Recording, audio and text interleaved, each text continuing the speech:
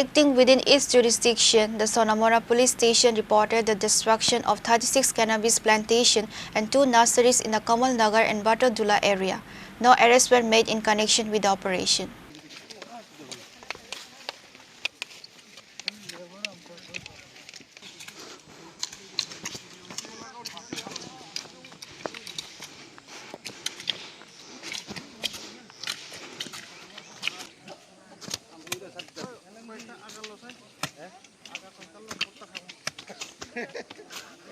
According to reports, the OC stated that this operation was conducted with the participation of Sonamura Police Station, the 81st Battalion BSF, Dhanpur BOP, NC Nagar BOP, Batadola BOP, Mati Nagar BOP, Anandpur BOP, and Sonamura Forest and Box Nagar Forest, TSR and other units destroyed 36 cannabis plantations and 2 nurseries in the Kamalnagar and Batadola area.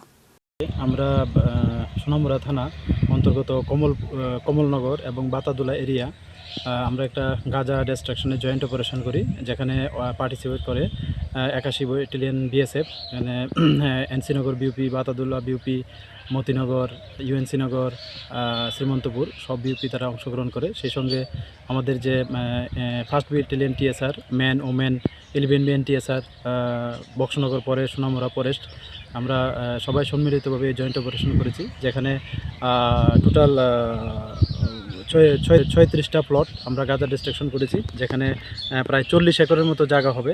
আর গাঁজার মানে premature এগুলা প্রায় 2,60,000-এর মতো হবে। আর সবটাই মানে forest land. তো আমরা এগুলি ফর্মালিটিস মেনটেন করে আমরা এগুলি নষ্ট করি।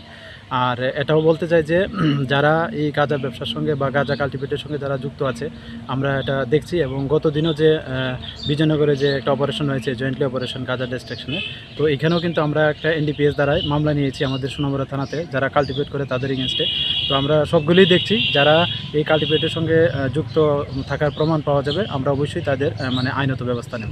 Although no arrests were made in connection with the operation, Officer in charge Tapas Das stated that many steps will be taken in the upcoming days. Pure report, Chini Khorang.